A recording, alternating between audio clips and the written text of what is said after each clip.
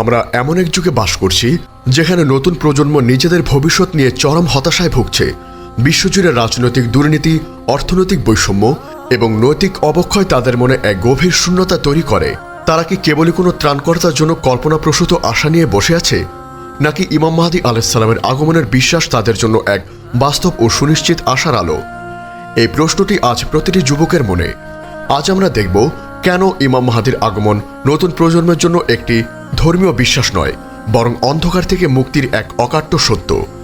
এই জ্ঞান কিভাবে আমাদের জীবন পাল্টে দিতে পারে সে সম্পর্কে ইসলামী শরিয়াহ কি বলে, যাতে আপনি ফিতনার এই যুগে বিভ্রান্ত না হন এবং সঠিক পথে দৃঢ় থাকতে পারেন। আপনার ঈমানের জীবনকে আরও সমৃদ্ধ করতে আধ্যাত্মিক জ্ঞান ও অনুপ্রেরণার এক অসাধারণ ভাণ্ডার পেতে আজই ভিজিট করুন আমাদের ওয়েবসাইট www.ummaqontho.com। প্রিয় শ্রোতা, ইমাম মাহদী আলাইহিস সালামের আগমন মুসলিম উম্মার এক গভীর বিশ্বাস। এটি কিয়ামতের এক বড় আলামত এবং রাসূল সাল্লাল্লাহু আলাইহি ওয়াসাল্লামের ভবিষ্যৎবাণী। কিন্তু এই বিশ্বাসের সুযোগ নিয়ে যুগে যুগে অসংখ্য ভণ্ড মাহদী আবির্ভূত হয়েছে, যারা মানুষকে বিভ্রান্ত করেছে। তাই এই বিষয়ে সঠিক জ্ঞান থাকা একজন মুমিনের জন্য অত্যন্ত জরুরি। আমাদের হাতে থাকা সেই জ্ঞানই আমাদেরকে ভণ্ডদের থেকে রক্ষা করবে। কেন ইমাম মাহদী আলাইহিস সালামের বিষয়ে এত গুজব ছড়ায়? এর প্রধান কারণগুলোর মধ্যে রয়েছে সাধারণ মুসলিমদের মধ্যে জ্ঞানের অভাব, আর্থসামাজিক অস্থিরতা এবং আখির জামানার ফিতনা। যখন কোনো সমাজে রাজনৈতিক বা অর্থনৈতিক সংকট দেখা দেয়, তখন মানুষ এক ত্রাণকর্তার আশায় থাকে। এর সুযোগে কিছু লোক নিজেকে সেই ত্রাণকর্তা হিসাবে উপস্থাপন করে এবং মানুষকে বিভ্রান্ত করে। রাসূল সাল্লাল্লাহু আলাইহি ওয়াসাল্লাম নিজেও এসব ফিতনার বিষয়ে আমাদের সতর্ক করে গেছেন। তিনি বলেছেন, কিয়ামত সংগঠিত হবে না যতক্ষণ না ৩০ জন মিথ্যা দাজ্জালের আবির্ভাব হয়। তাদের প্রত্যেকেই নিজেদেরকে আল্লাহর রাসূল বলে দাবি করবে। সুনানে তিরমিজি, সুনানে আবু দাউদ। এই হাদিসটি প্রমাণ করে যে মিথ্যা দাবিদারদের আগমন এক সুনিশ্চিত ঘটনা এবং আমাদের এদের থেকে সতর্ক থাকতে হবে। ইমাম মাহদী নতুন প্রজন্মের আশা কেন এটি কল্পনা নয় বরং সত্য? নতুন প্রজন্মের মধ্যে আশার জায়গা মূল কারণ হল তারা চারপাশে যে অবিচার দেখছে তা হাদিসে বর্ণিত আখির জামানার আলামতগুলোর সাথে হুবহু মিলে যায়। তারা যখন দেখে যে কোনো বিচার নেই, কোনো শান্তি নেই, তখন তাদের মনে এই বিশ্বাস জন্মায় যে এই পরিস্থিতি স্থায়ী হতে পারে না, অবশ্যই একজন মহাপুরুষের আগমন ঘটবে। এই আশা কোনো কল্পনা নয়, বরং এটি ঐশী ভবিষ্যৎবাণীর উপর স্থাপিত এক বাস্তব প্রত্যাশা। ১. ন্যায় ও ইনসাফের উপর চূড়ান্ত অভাব, দ্য আল্টিমেট ইনজাস্টিস। ইমাম মাহদী আগমনের প্রধানতম আলামত হল পৃথিবী জুলুম ও অবিচারে পূর্ণ হয়ে যাওয়া। হাদিসে এসেছে সে পৃথিবী ভর্তি ন্যায় ও ইনসাফ দ্বারা পূর্ণ করবে, যেমন তা জুলুম ও অবিচারে পূর্ণ ছিল। সুনানে তিরমিজি। আজকের যুবক যুবতীরা প্রযুক্তি ও মিডিয়ার মাধ্যমে বিশ্বজুড়ে ঘটা অন্যায়, যুদ্ধ, দারিদ্র্য এবং মানবাধিকার লঙ্ঘন দেখতে পাচ্ছে। তারা কোনো রাজনৈতিক ব্যবস্থার উপর আস্থা রাখতে পারছে না, কারণ প্রতিটি ব্যবস্থাতেই দুর্নীতি আর অবিচার বিদ্যমান। এই হতাশাই তাদেরকে ইমাম মাহদীর প্রতি মনোনিবেশ করতে বাধ্য করেছে। তাদের কাছে এই জ্ঞানই একমাত্র ভরসা। এই অন্যায় চিরকাল থাকবে না। ২. অর্থনৈতিক বৈষম্য ও ফিতনা। নতুন প্রজন্মের চাকরি, বাসস্থান এবং অর্থনৈতিক স্থিতিশীলতার জন্য সংগ্রাম করছে, অথচ এক শ্রেণীর মানুষ অবৈধভাবে প্রচুর সম্পদের মালিক হচ্ছে। এই অর্থনৈতিক অস্থিরতা হাদিসে বর্ণিত আখির জামানার ফিতনার সাথে মিলে যায়। ইমাম মাহদীর আগমনের পর সম্পদের প্রাচুর্য আসবে। হাদিসে এসেছে, আমার উম্মতের শেষ জামানায় মাহাতি আসবে, সে এমনভাবে সম্পদ বিতরণ করবে যা গণনা করা হবে না। সহিহ মুসলিম। এই ভবিষ্যৎবাণী বর্তমান প্রজন্মের কাছে এক চরম অর্থনৈতিক হতাশা থেকে মুক্তির বার্তা নিয়ে আসে। ৩. প্রযুক্তির ফিতনা ও আধ্যাত্মিক শূন্যতা। বর্তমান প্রজন্ম প্রযুক্তি, এআই এবং ভার্চুয়াল জগতের মোহে আকৃষ্ট। এই ডিজিটাল ফিতনা তাদের মধ্যে আধ্যাত্মিক শূন্যতা তৈরি করেছে। ইমাম মাহদীর আগমন হবে এই ফিতনাগুলোর বিরুদ্ধে এক আধ্যাত্মিক জাগরণ।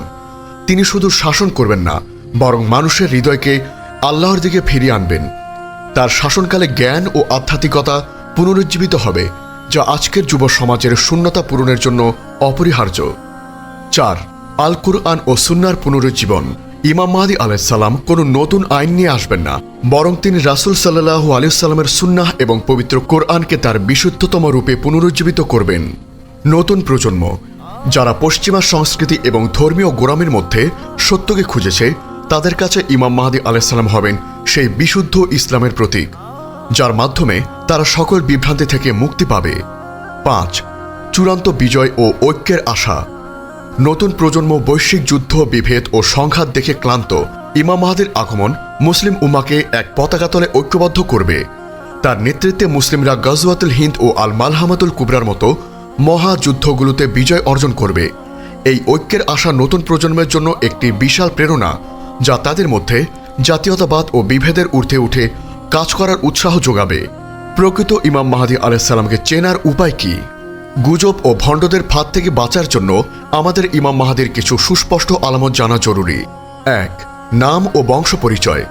রাসূল সাল্লাল্লাহু আলাইহি ওয়াসাল্লাম বলেছেন, মাহদী আমার বংশ থেকে হবে। তার নাম আমার নাম হবে, অর্থাৎ মুহাম্মদ, এবং তার পিতার নাম আমার পিতার নাম হবে, অর্থাৎ আব্দুল্লাহ। সুনানে তিরমিজি। এই সুস্পষ্ট পরিচয় আমাদেরকে ভণ্ড মাহাদীদের থেকে রক্ষা করবে। 2. আগমনস্থল ও বায়াত। হাদিসে বর্ণিত আছে, তিনি মদিনা থেকে মক্কার দিকে আসবেন এবং কাবার কাছে তাকে বায়াত দেওয়া হবে। রাসূল সাল্লাল্লাহু আলাইহি ওয়াসাল্লাম বলেছেন, যখন তোমরা দেখবে যে কাবা শরীফের কাছে বায়াত নেওয়া হচ্ছে, তখন মনে রাখবে যে তা সত্য। সুনানে তিরমিজি। এই বায়াত হবে কোনো চাওয়া ছাড়া, কোনো প্রকার প্রচার ছাড়া। ইমাম মাহদী আলাইহিস সালাম নিজেই বায়াত নিতে আগ্রহী হবেন না, বরং তাকে জোর করে বায়াত করানো হবে। এই বিনয় তাকে ভণ্ডদের থেকে আলাদা করবে। 3. ঐশী অলৌকিক নিদর্শন। ইমাম মাহদী আলাইহিস সালামের সত্যায়নের চূড়ান্ত প্রমাণ হবে ভূমিধসের অলৌকিক ঘটনা। তার বিরুদ্ধে যুদ্ধ করার জন্য সিরিয়ার দিক থেকে যে সেনাবাহিনী আসবে, আল্লাহ তাআলা তাদেরকে মক্কা ও মদিনার মধ্যবর্তী বায়দা নামক স্থানে মাটির নিচে ধসিয়ে দেবেন। এই অলৌকিক ঘটনাটি হবে তার আগমনের এক অকাট্য প্রমাণ। তাহলে নতুন প্রজন্মের করণীয় কি? নতুন প্রজন্মের আশা ইমাম মাহদী আলাইহিস সালামের আগমনের বিশ্বাসকে নিছক কল্পনা না রেখে আমাদের উচিত এই আশা থেকে শক্তি নিয়ে নিজেদের প্রস্তুত করা।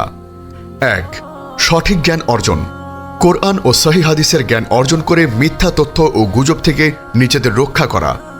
দাজ্জালের ফিতনার বিরুদ্ধে সূরা কাহফের প্রথম 10 আয়াত মুখস্থ করা। 2. ঈমান ও আমলকে মজবুত করা। এই ফিতনার সময় নিজের ঈমানকে মজবুত করা, নিয়মিত সালাত, সাওম এবং অন্যান্য নেক আমল বৃদ্ধি করা আমাদের কর্তব্য। 3. ধৈর্য ও দৃঢ়তা। আখিরি জামানার সকল ফিতনা ও পরীক্ষায় ধৈর্য ধারণ করা এবং আল্লাহর পথে অবিচল থাকা আমাদের জন্য অত্যন্ত জরুরি। প্রিয় শ্রোতা, ইমাম মাহদীর আগমন নতুন প্রজন্মের জন্য এক সুনিশ্চিত সত্য এবং চরম আশার বার্তা। এটি কোনো কল্পনা নয়, বরং আল্লাহর পক্ষ থেকে এক মহিমান্বিত প্রতিশ্রুতি। আল্লাহ তাআলা আমাদেরকে ফিতনা থেকে রক্ষা করুন এবং ইমাম মাহদী আলাইহিস সালামের আগমনের জন্য যোগ্য মুমিন হিসেবে বিবেচিত হওয়ার তৌফিক দান করুন। আল্লাহুম্মা আমিন। আমাদের এই মহৎ বার্তা ছড়িয়ে দিতে অনুগ্রহ করে চ্যানেলটি সাবস্ক্রাইব করুন এবং বেল আইকনটি প্রেস করুন। আমাদের ফেসবুক পেজ ফলো করে উম্মাহ কণ্ঠ পরিবারের অংশ হন। ইসলামিক ব্লগ ও রিসোর্স পেতে আজই ভিজিট করুন আমাদের ওয়েবসাইট www.ummahkontho.com।